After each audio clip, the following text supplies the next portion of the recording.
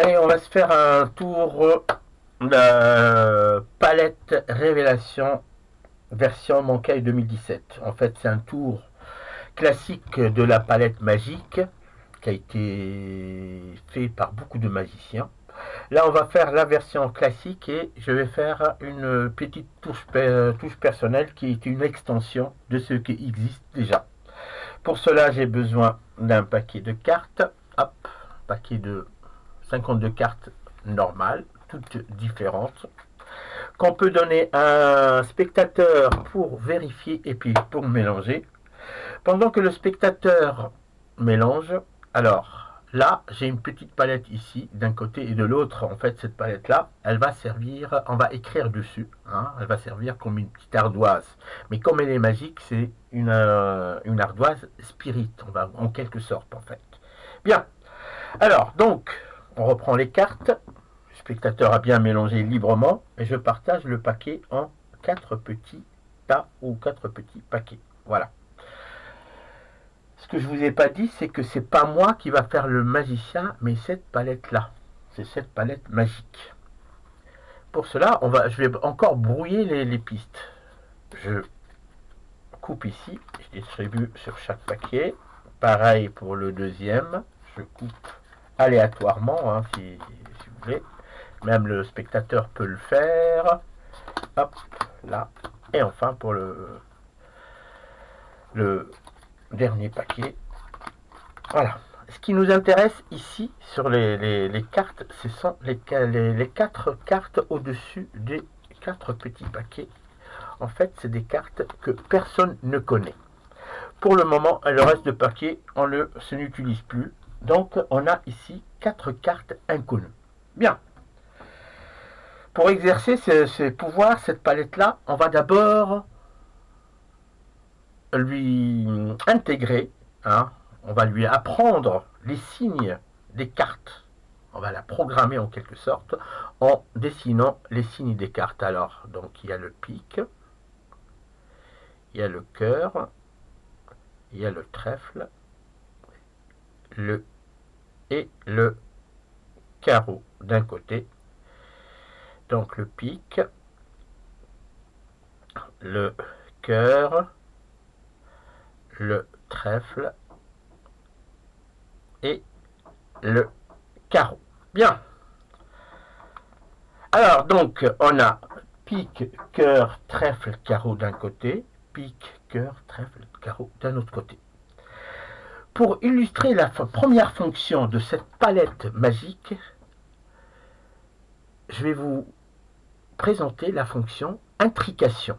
Intrication, ce que le mot intrication, utilisé entre autres par les physiciens dans la physique quantique, ça veut dire quand on change une particule, l'autre instantanément change aussi. Ce qu'on va faire, on va effacer ici, hop, là, d'un côté, et de l'autre, ça s'efface instantanément. Voyez? Alors peut-être vous allez me dire que j'ai effacé avec le doigt. Je recommence avec le trèfle. Regardez, les doigts sont là. Quand j'efface au-dessus, en dessous, ça s'efface aussi. Allez, pour le plaisir des yeux, le cœur c'est pareil, j'efface le cœur ici, et ça s'efface aussi en dessous. Exactement par le phénomène d'intrication. Cette palette-là aussi a la fonction comme un petit ordinateur, c'est-à-dire que la fonction mémoire. Vous savez, sur un disque dur, même si on efface quelque chose, ça reste dans le disque dur. Il suffit juste de faire une petite pichenette comme ça pour que ça réapparaisse. Ça réapparaît d'un côté, intrication, ça réapparaît de l'autre côté. Toujours, il y a la fonction intrication d'un côté ou de l'autre. Ça, c'est donc on a dit fonction intrication et fonction mémoire. Regardez bien, même si on efface les trois ensemble ici, hop, ça s'efface instantanément de l'autre côté. Donc c'est toujours, on a la fonction intrication. Bien. La troisième fonction, c'est la fonction translation. Le pic est du côté de ce bout-là. Il suffit juste de passer la main dessus, comme ceci, pour qu'il repart sur l'autre bout. Vous allez me dire, oui, tu as été trop vite, regardez bien. Une petite pichenette, hop, et là, ça revient. Même si on le prend entre le pouce et l'index ici et on le jette, il revient. Bien. Ça, c'était les différentes fonctions qu'on a pu voir avec cette palette-là. Maintenant, on va effacer tout ça, hop, et on va écrire à la place un point d'interrogation. Pourquoi un point d'interrogation? Parce qu'on a des cartes inconnues ici. Alors, cette carte-là, si je... Alors, un point d'interrogation ici, toujours par intrication, il est toujours de l'autre côté. On est d'accord? Alors, donc, la première carte inconnue, je prends le point d'interrogation ici.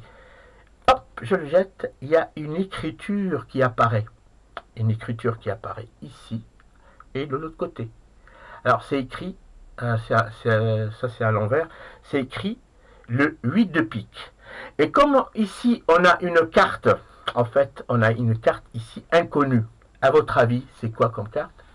Et c'est le 8 de pique. Vous voyez, 8 de pique par là et le 8 de pique de l'autre côté. C'est toujours, il y a la fonction intrication.